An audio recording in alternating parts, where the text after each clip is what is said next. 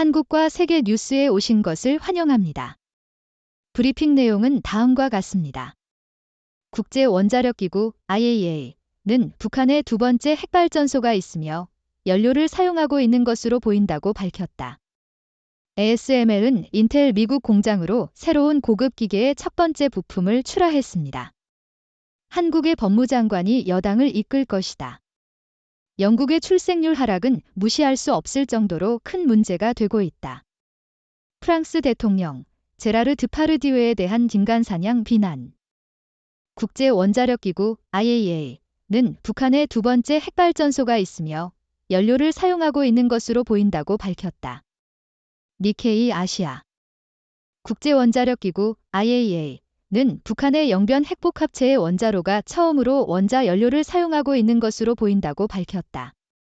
큰 광수로 원자로에서 나오는 따뜻한 물의 배출은 원자로가 중요성에 도달했음을 의미하며 이는 핵연쇄 반응이 자체 지속되고 있다는 것을 의미한다. IAEA는 2009년 이후로 북한에 접근할 수 없어 원자로의 운영 상태를 확인할 수 없지만 원자로 냉각 시스템에서 따뜻한 물의 강력한 유출을 관찰하고 있어 계속된 시운전을 시사한다. 북한의 핵 프로그램의 진전은 심각하게 유감스럽다. 고 IAEA 총재 라파엘 그로시는 말했다. ASML은 인텔 미국 공장으로 새로운 고급 기계의 첫 번째 부품을 출하했습니다. 블룸버그. ASML은 최신 칩 제작 기계인 고나 극저외선 기술을 인텔로 배송하기 시작했습니다. 이 기술은 양 회사에게 모두 중요한 의미를 가지며 인텔의 CEO인 팻 겔싱어는 이 새로운 기계를 가장 먼저 받을 것이라고 약속했습니다. ASML은 이 새로운 기술을 도입함으로써 칩 산업이 자사의 장비에 의존하도록 유지하려고 합니다. 인텔은 이 시스템을 이용한 생산을 2025년에 시작할 계획입니다.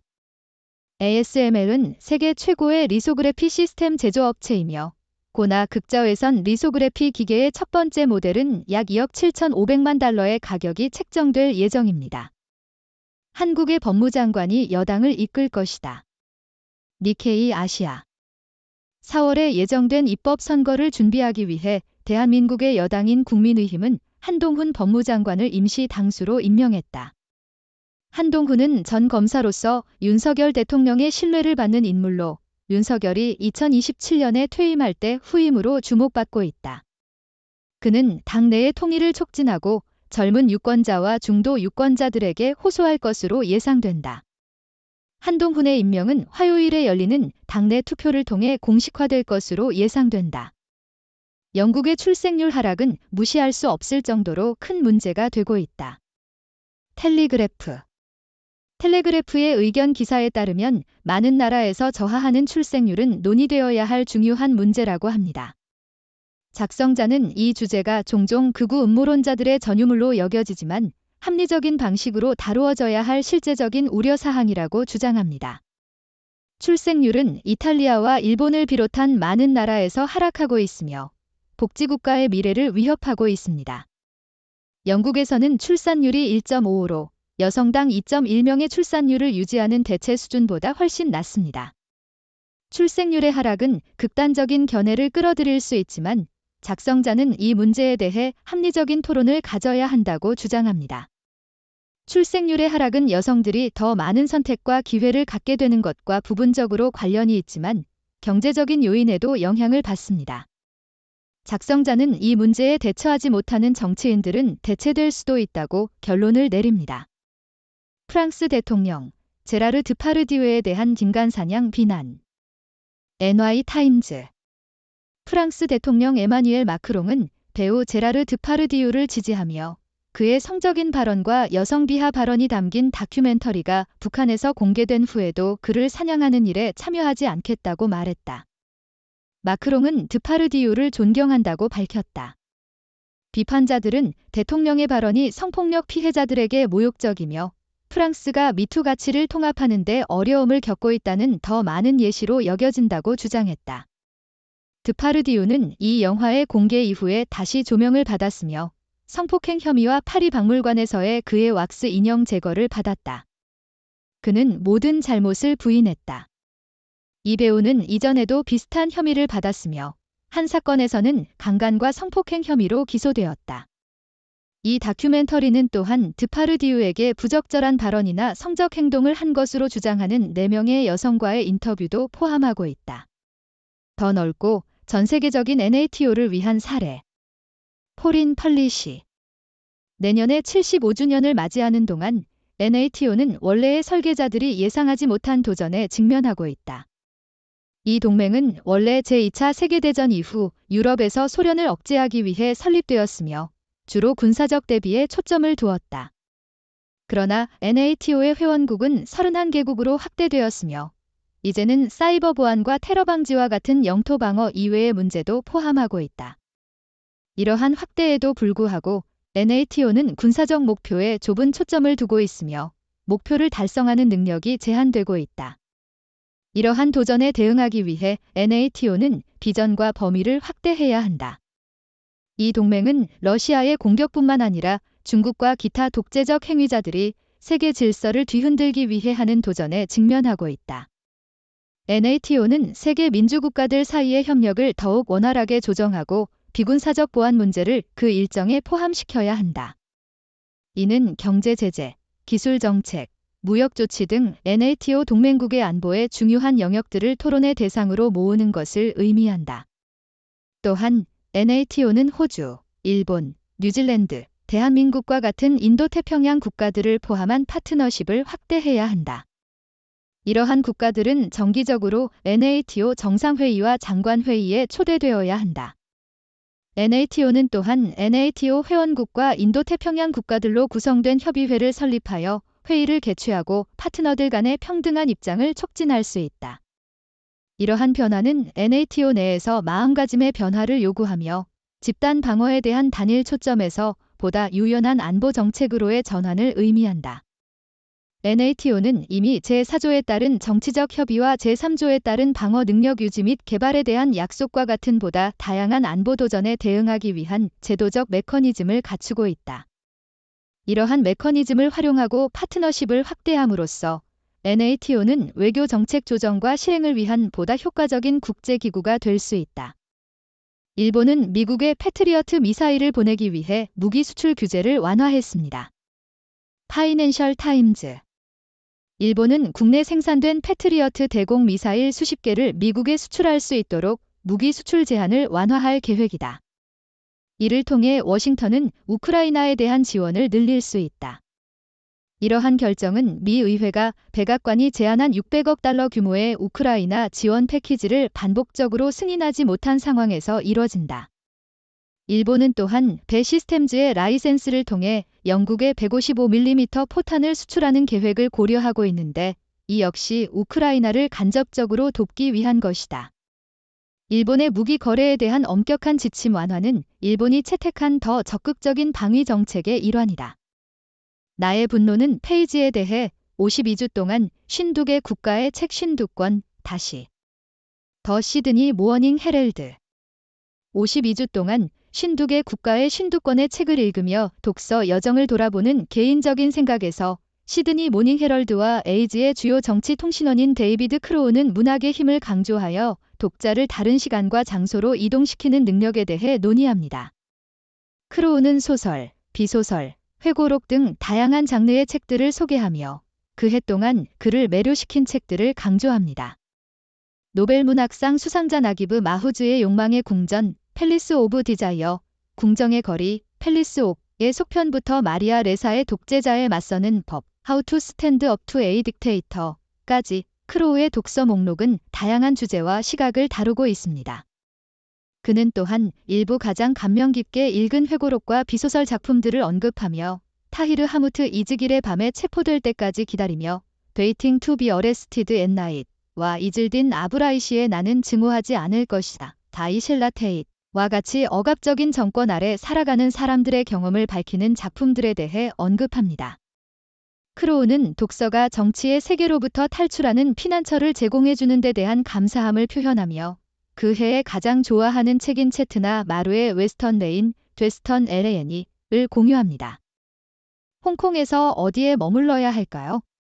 더 터란토 스타어. 홍콩은 해변 리조트부터 중심지에 위치한 옵션까지 다양한 호텔을 자랑합니다. 어드미럴티의 고급 쇼핑몰인 퍼시픽 플레이스 위에 위치한 어퍼 하우스는 주변의 에너지와 우아함을 담은 디자인 호텔입니다. 로즈우드는 홍콩의 예술과 디자인 지구에 위치하며 홍콩 스카이라인의 파노라마 전망을 제공합니다. 하리는 홍콩 섬의 중심에 위치하여 도시의 파노라마 전망을 감상할 수 있는 현대적인 객실을 제공합니다. 풀러튼 오션파크 호텔은 가족 친화적인 시설과 테마파크와 가까운 해변 리조트입니다. 프랑스 대통령은 배우 드파르디웨의 성폭력 혐의에 직면하면서 그와 편을 들었다는 비난을 받고 있다. 어소시에이티드 프레스. 여성 인권 운동가들은 성폭력 혐의를 받고 있는 배우 제라르 드파르디유를 지지하는 듯한 태도를 보인 프랑스 대통령 에마뉘엘 마크롱을 비판했습니다. 마크롱은 자신이 드파르디유의 큰 팬지라고 표현하며 이 배우가 프랑스를 자랑스럽게 만든다고 말했습니다. 이 발언은 16명의 여성들이 드파르디유에게 괴롭힘, 접촉, 성폭력을 당했다고 고발한 다큐멘터리 방영 이후에 나왔습니다. 여성 인권 운동가들은 마크롱의 발언이 심각하다며 비난하고 여성들의 고발에 대해 편파적인 입장을 취한 것이라고 주장했습니다. 전 프랑스 대통령인 프랑수아 올랑드도 마크롱의 발언을 비판했습니다. 중국과 러시아군 관계자들은 전략적 조율을 강화하기로 맹세했다. 사우스 차이나 모어닝 포스트. 중국과 러시아군 관계자들은 베이징에서 열린 회담에서 전략적 조율을 강화하기로 약속했다. 이들 관계자들은 국제 및 지역 안보 상황과 두 군대 간의 관계에 대해 논의했다. 이 회담은 중국과 러시아가 관계를 깊게 형성하면서 이루어지며 중국의 시진핑 주석이 같은 날 베이징에서 러시아의 미슈스틴 총리와 만났다.